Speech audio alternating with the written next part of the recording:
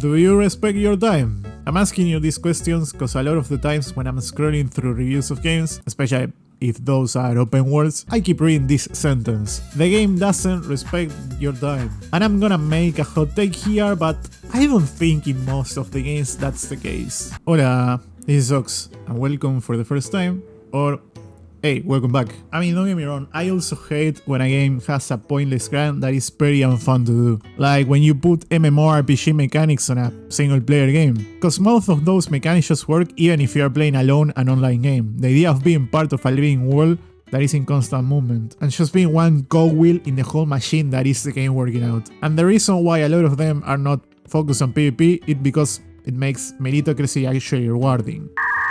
Wait, wait, I read that sentence out loud and that doesn't sound right. These games have a lot of luck attached to it due to the drop rates and whatnot, so I guess it's the idea of meritocracy more like they sell you, rather than actual meritocracy. Because simply, if you repeat the same task over and over and so on, there will be a point in which you will get it. But certainly, like on execution, a lot of times, like the first time you do it, it's just more luck than actually meritocracy itself. Anyways, let's go back to the video. It doesn't really matter if you're doing the most tedious and boring task ever seen in the humankind. It's more than likely, if not guaranteed, that you will get your reward. Something that, if we put it on perspective, makes sense why people hate games like League of Legends so much. Cause it's both addictive, but at the same time, the general opinion, including me, tends to be that you feel like your time is being kidnapped in a lot of those matches. I mean,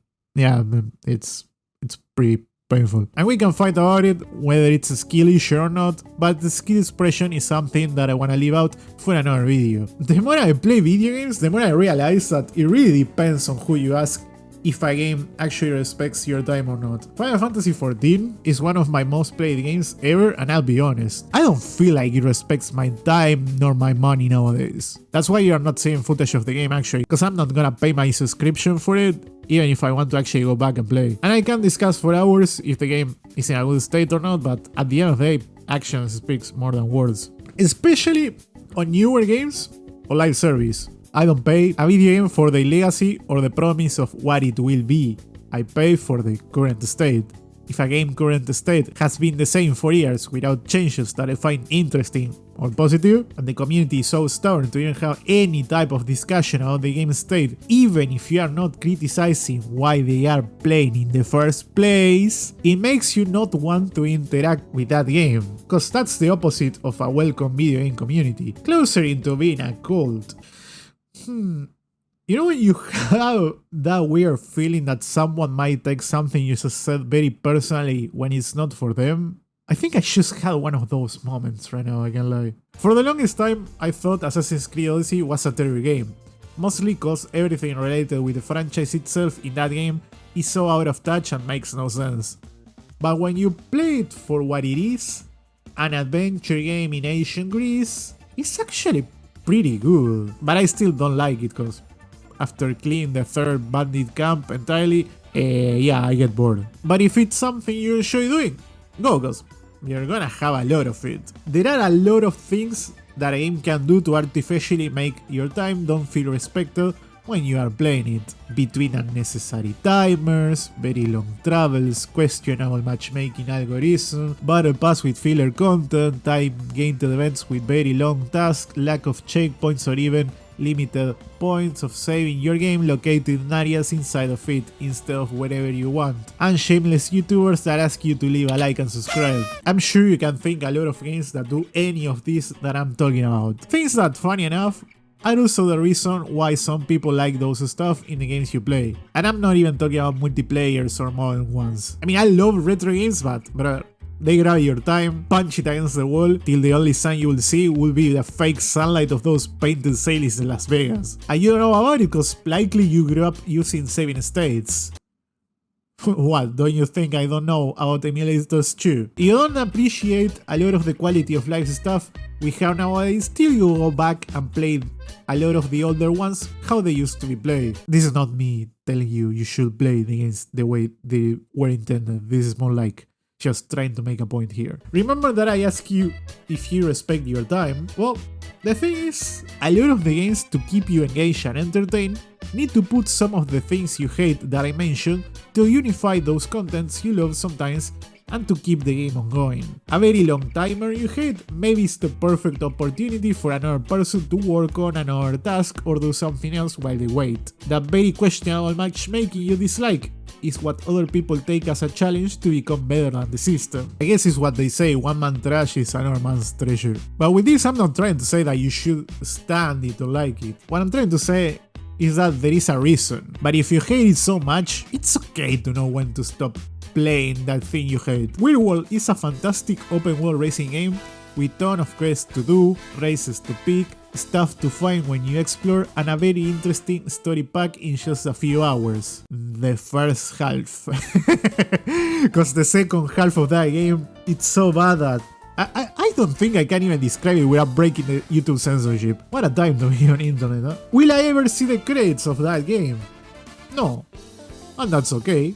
If I wanna see the ending, I will watch it on YouTube because I respect my time. I'm more than comfortable to putting out a game whenever I want and whenever I can pause it. Even when I make impressions about that game for this channel. Simply because it's my opinion, and without making up lies and how I feel about the game, I will just say it no matter what I feel like it.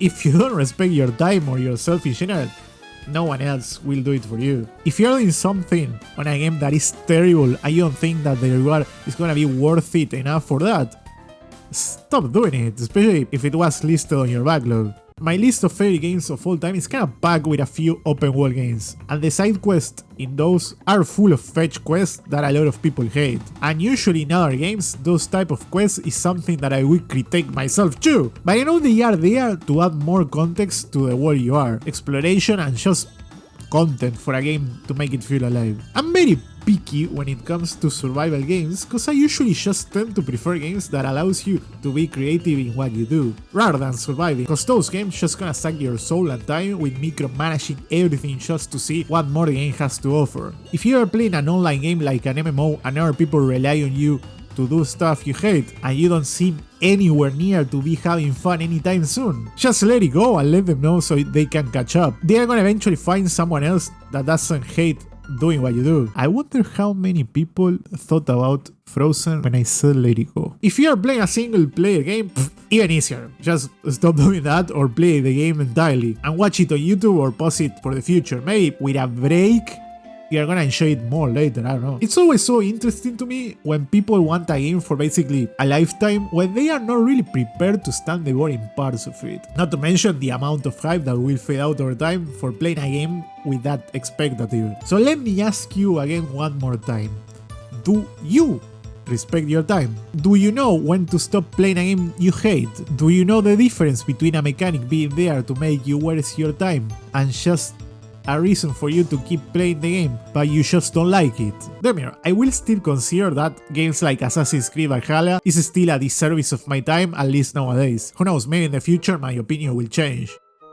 But no, I didn't mean Odyssey, I said that was actually a good game. But at the end of the day, it's just not about whether the game respects your time. It's about whether you do. You get to choose what's worth it, not some checklist, not a subreddit, not that one guy on Twitter with the anime profile who calls everyone a loser for playing the game you love, and not the YouTuber you're listening right now on your second screen while you grind something you're not even enjoying. So the next time a game starts wasting your time, ask yourself, am I still having fun? If the answer is no, maybe that's all you need to know. Thanks for watching, and hey, if you feel like I respected your time with this video, just leave a like, and hopefully I'll see you the next time.